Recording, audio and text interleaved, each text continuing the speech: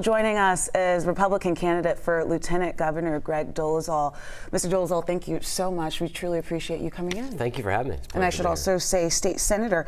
Mr. Dolezal, let me ask you this. You recently launched a campaign. You are aligning yourself with the president, Donald Trump, of course. Can you tell me a little bit about what went into this campaign and why the timing? Why launch now? Yeah, I was been in the state senate for 8 years. I'm a small business owner by trade. Started my first company 20 plus years ago, and ran for office compelled by the idea that America is not just a country, but an idea rooted in the concept of individual liberty, small government, and felt like, frankly, Republicans weren't great at telling our story. And I think we tend to be really good about what we're talking about, what we're against, but not talking about what we're for. And I felt like there was a need for a different kind of voice in our party, and have been honored to serve the last 8 years. And as we look forward towards the future of Georgia, I think that we really are ground zero in the fight to save Western civilization and the republic that was founded 250 years ago this year. And did not think that Georgia would be in the position that we're in, to be this kind of swing state, purple state, whatever you want to call it. And I think taking a message, a pro-America message to the Georgian voters is exactly what we need right now. The pro-America message. And I said campaign, I should have said campaign ad. As we know, your campaign has been launched and you're there. Talk to us a little bit more about this ad that we are seeing now on our TV screens. Yeah, so so the ad's talking about it's a reference back to the 2020 election, but it's really getting to who the fighters are. They're fighting for the America First agenda. And I, a couple years ago, wrote a resolution to form a special committee to investigate District Attorney Fani Willis after she went on her, really launched a scheme of prosecution for personal profit to go after the president and 18 others and really tried to ruin their lives and swing an election. And so our ad is kind of a nod to that, but talking about how I've been a guy that's been in the arena fighting for Georgians the last 8 years.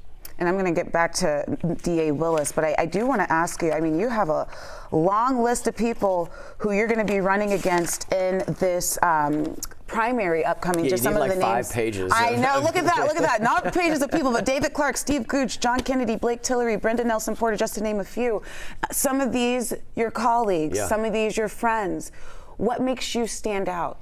I'm the guy that's been the conservative workhorse in the state senate for the last 8 years. I wrote and passed the Riley-Gaines Act, the Georgia Promise Scholarship Act, a bill to get rid of DEI mandates in K-12 public schools.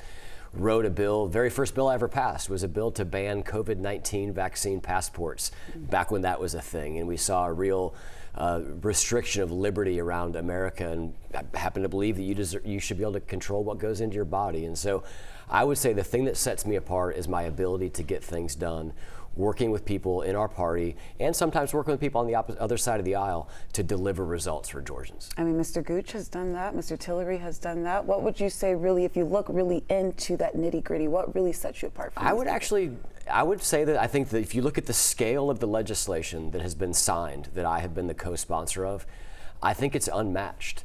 And the Riley-Gaines Act was something Republicans had talked about for years, keeping men out of women's sports, but I was the one that was able to get it done. Republicans have been talking about school choice for decades, and a number of people had tried to get it done and hadn't been able to move the needle on that. But I was able, frankly, after failing a couple times, was able to be the one that was able to deliver that and get that done. Let me ask you about that Riley-Gaines Act, because it has been, something that has been talked about in Republican circles as well as Democrat circles, talking about transgender athletes and school sports. Senate Bill 1, I believe there. Can you name a school here in Georgia that has benefited from this legislation? I think that every female athlete has benefited from this legislation. We named it after Riley-Gaines because Riley swam against Leah Thomas, who is a University of Pennsylvania women's competitor, who 2 years before that was a University of Pennsylvania men's swimming competitor under the name of Will Thomas.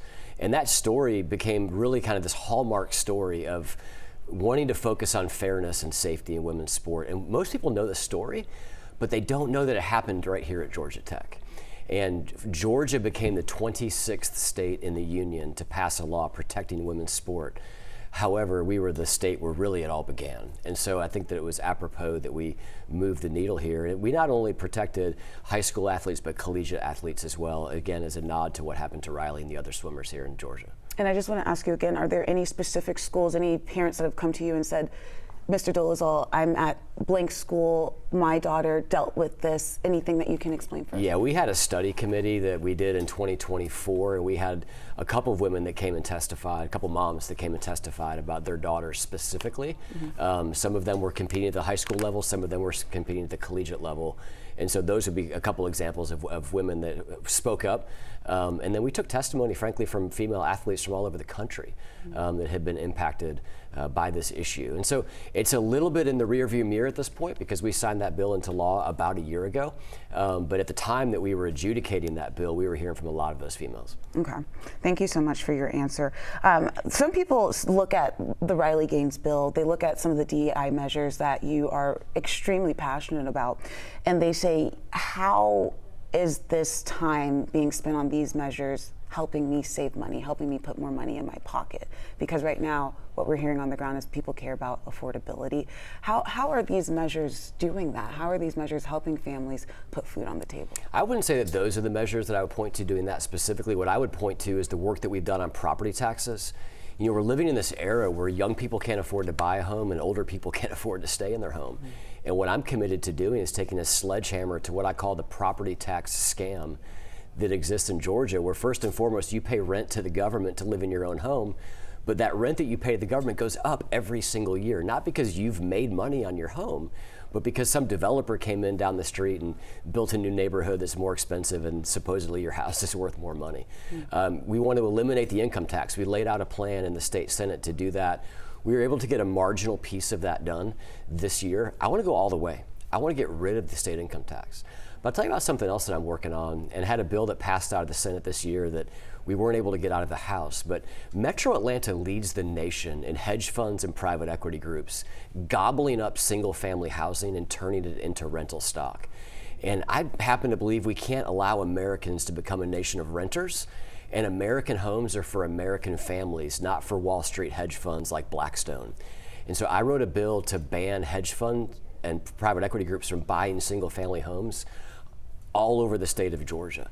And that passed the state Senate with wide bipartisan support. I think there was only 2 no votes in the entire Senate. And that bill went to the House and died. But I want to resurrect that when I'm lieutenant governor and allow young families to compete against the other young families for purchasing a home, not to compete against Blackstone, Vanguard, and all these other foreign-backed private equity groups that are gobbling up our single-family homes. And like you said, bipartisan support. Yeah, Democrats absolutely. and Republicans, I believe a lot of them can agree on that. Maybe the way it's executed, maybe not. Maybe there's a little bit of difference. Maybe that's why we saw that hold up in the House. I want to get back to our district attorney, Fani Willis. You, like you said, in your words, held her accountable for what she did. In January 2024, you introduced some legislation to create the Senate Special Committee on Investigations. Recently, we saw a subpoena play out, you questioning Ms. Willis.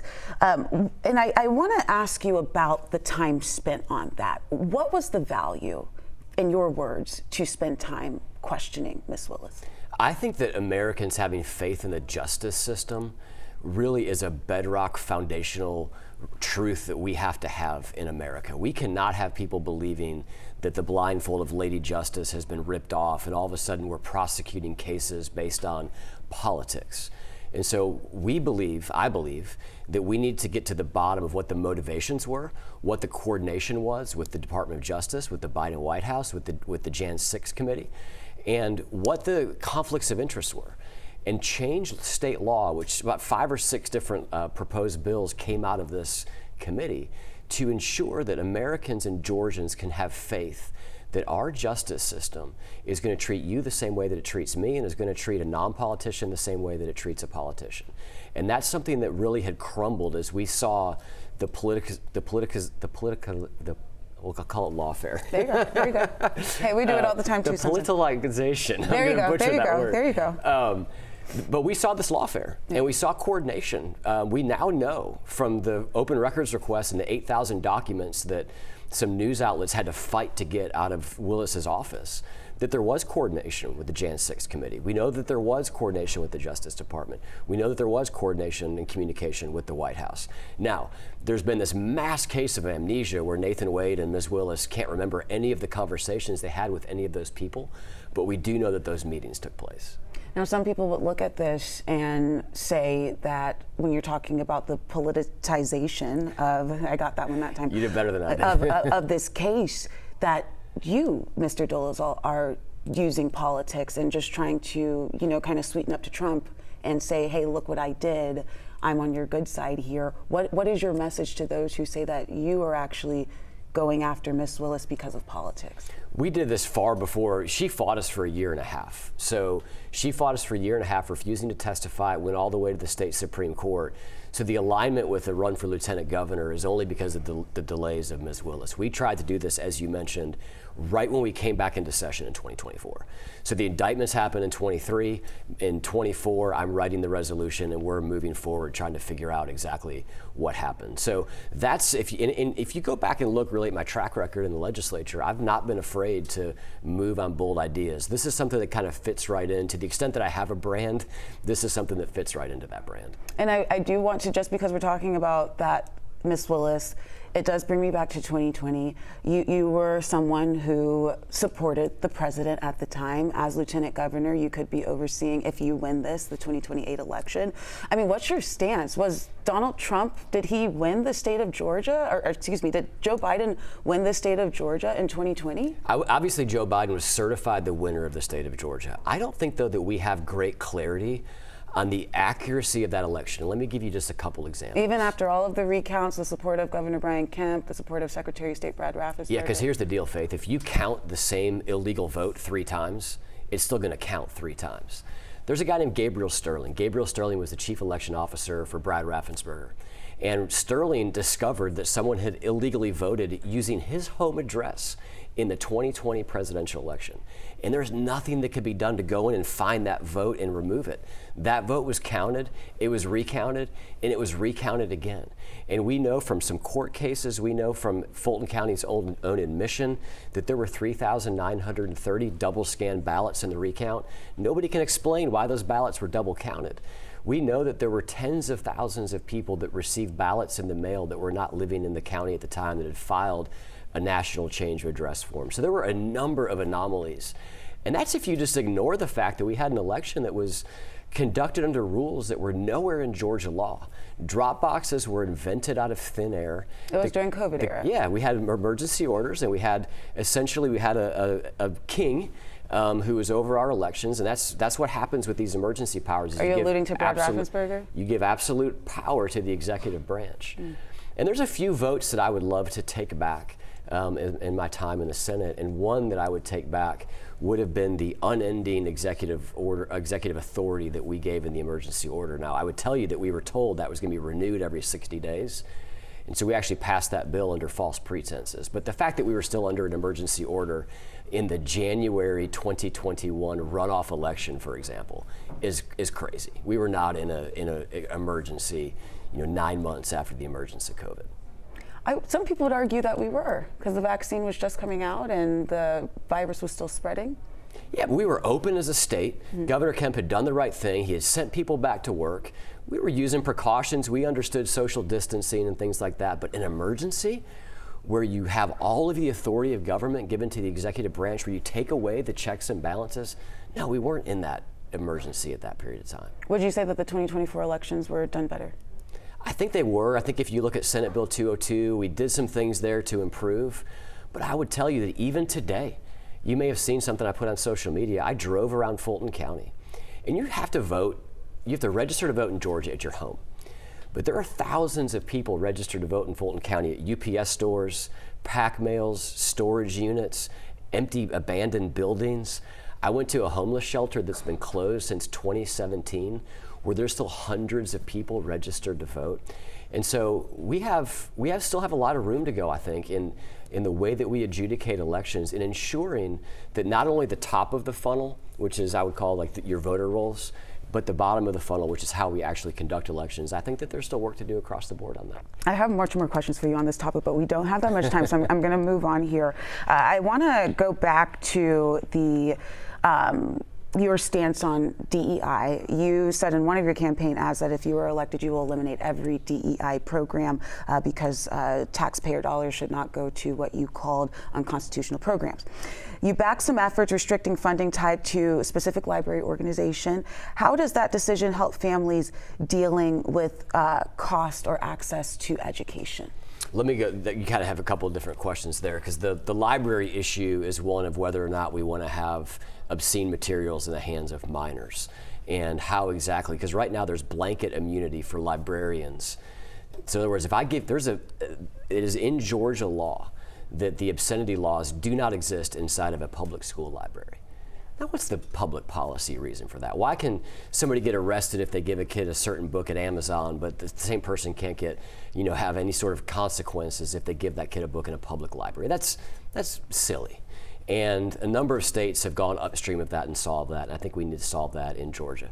But again, we can walk and chew gum at the same time, right? So we can look at the income taxes in Georgia. We can look at the insurance reforms that we did this year. We can look at the property tax reform that we did this year. We can look at addressing the housing crisis, where we'd move the needle a little bit this year.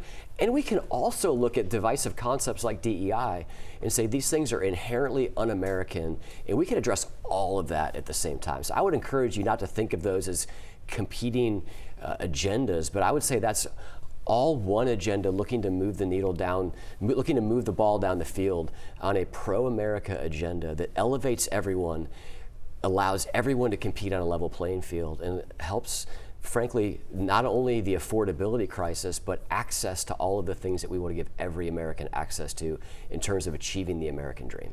Now, if you take away from some of these programs that you would consider DEI programs, would cutting those resources for certain communities, wouldn't it make it harder for them to be on that equal playing field? Yeah, that's not even what we're talking about when we're talking about DEI. We're talking about, I'll give you an example. The University of Georgia was previously screening college professors, people that wanted to come teach chemistry, based on what they called diversity statements, which was essentially pledging their allegiance to DEI. Now, what in the world does what you think about DEI have to do with teaching chemistry? You could be the most, the thought leader in chemical engineering and be denied a job at Georgia Tech because somebody didn't like what you had to say about DEI. And I think that we, as a country, if you really dig down to the core, are a country that genuinely believes in the concept of merit, not the concept of identity politics that had really crept in really during the COVID era. And we've seen not only Fortune 500 companies moving away from that, we've seen small business moving away from that. I think government needs to move away from that as well. Thank you for your answer. I want to ask you about another ad that came out. One of your Democratic opponents, Nabila Parks, called you out for it. It's an ad that shows what seems to be Muslim or Muslim Americans in a Georgia neighborhood, ending with the message, "Keep Georgia Sharia free." What is your response? You got a little bit of criticism, quite a bit of criticism for this ad. Some people calling you Islamophobic. What is your response to that? My response is that Sharia law has no place in America. And we cannot allow parallel legal systems to be set up in Georgia like we've seen happen in Texas and like we've seen happen in Michigan, where you have these Sharia tribunals where you see family law cases and business law cases being adjudicated under Sharia law. And I don't care if that's a controversial position, frankly, because the American Constitution and Georgia laws need to be the only laws that we adjudicate cases by here in the state of Georgia. And that's what the bill that I did introduced.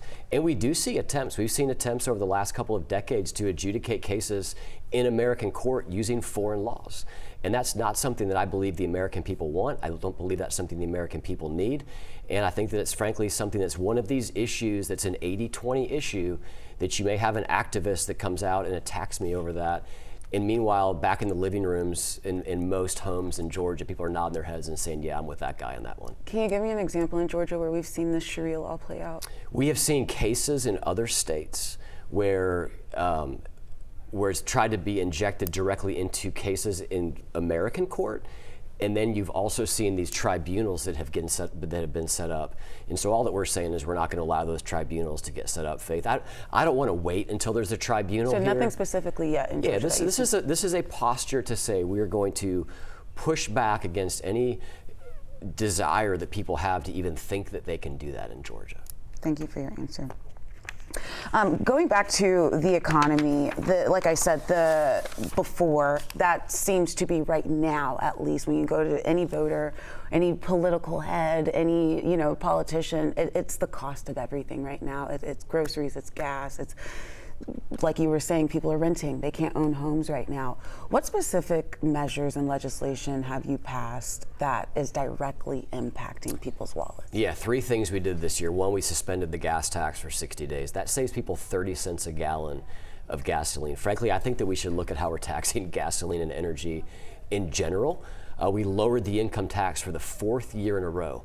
The most money that we take from people as government is in their income taxes. And income tax, frankly, was a foreign concept of the founding fathers. It was a Woodrow Wilson legacy that was supposed to be temporary back in 1913 that required amending the United States Constitution with the 16th Amendment to even allow it. And here we are thinking that it's just normal life. The government would come into your paycheck and take money and then give you whatever's left over. And then lastly, on property taxes, and we touched on this, property taxes are completely out of control. And we've seen areas that have had year after year double-digit property tax increases. And I don't think that the government should be able to raise your property taxes without making the politicians take a tough vote.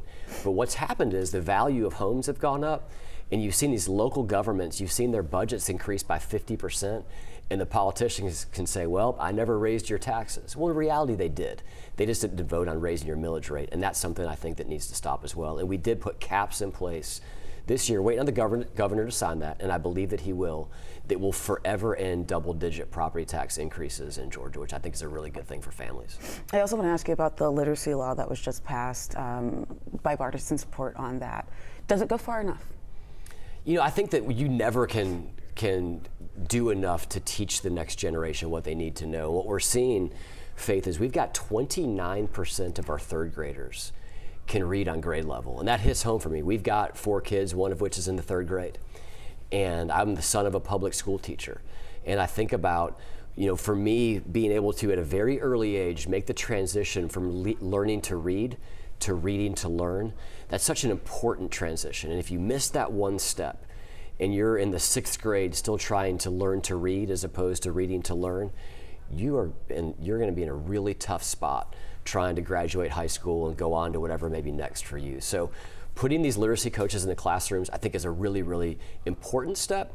And we'll get downstream of that a couple years and see what we need to adjust, if we need to do more or not. But this is a significant investment of state dollars in the next generation that I think is really a really important step that we took this year. Thank you. I want to ask about your pitch to voters, and I know we're running short on time here, so just get a couple more questions in. But your pitch to voters, you are a conservative. You say you're conservative. You've aligned yourself with President Trump. But there are some Republicans, some conservatives that do not like what President Trump is doing. There's obviously, as well, independents who don't know which way they're going to go. What is your message to those who look at what is happening right now? They see the war in Iran, they see the oil prices, they see what's happening with ICE and immigration, and they're just not with it right now. Yeah, I would say that I'm running to save the American dream.